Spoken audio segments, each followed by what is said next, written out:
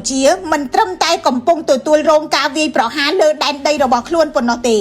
កិត្តិយសនិងសេចក្តីថ្លៃថ្នូររបស់កម្ពុជាក៏កំពុងរងរបួសដោយសកម្មភាពដ៏សាហាវយង់ឃ្នងរបស់យោធាថៃនិងរដ្ឋាភិបាលថៃគេឈ្លានពានយើងគេថាគេការពារខ្លួនពីការគំរាមកំហែងរបស់យើងគេឈ្លានពានយើងគេតាក់តែងរឿងថ្មីថាគេបង្ក្រាប scam online គេឈ្លានពានយើងគេឲ្យយើងប្រកាសឈប់បាញ់មុនជាឯកតោភាគី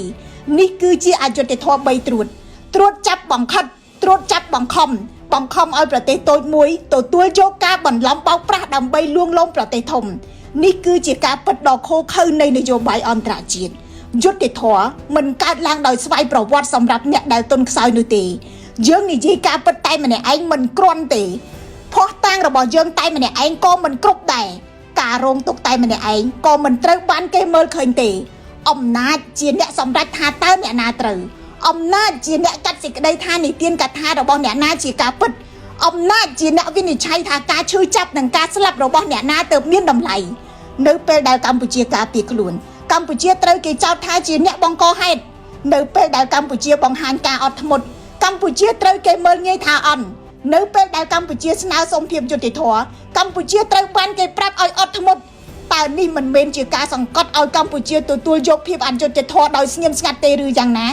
នោះហើយជាមូលហេតុដែលសង្គ្រាមឈ្លានពានលើកនេះធ្វើឲ្យយើងឈឺចាប់ខ្លាំងណាស់ទោះជាយ៉ាងណាយើងមិនត្រូវឲ្យគេបំបែកបានទេការឈឺចាប់ដែលគ្មានគោលដៅនឹងធ្វើឲ្យយើងបាត់អស់ក្តីសង្ឃឹម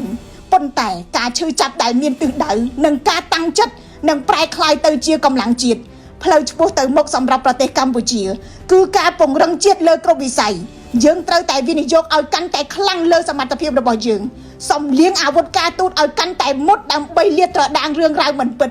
បង្កើនកំណើនសេដ្ឋកិច្ចឲ្យធន់ឲ្យមាំពង្រឹងយុត្តិធម៌សង្គមជំរះអំពើពុករលួយ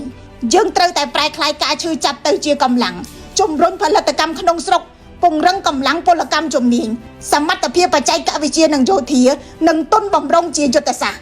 អ្វីដែលសំខាន់ដូចគ្នាយើងត្រូវតែពង្រឹងឯកភាពជាតិរបស់យើងសង្គមដែលបែកបាក់គឺងាយនឹងរងការធ្វើបាបប្រជាជាតិដែលមិនទុកចិត្តគ្នាគឺងាយនឹងគេជិះជាន់រាជរដ្ឋស្ថាប័នប្រព័ន្ធផ្សព្វផ្សាយអាចមានគំនិតផ្ទុយគ្នាតែមិនមែនស្អប់ខ្ពើមគ្នាយើងត្រូវវិញគ្នាជាចំណងចងគ្នាជាបាច់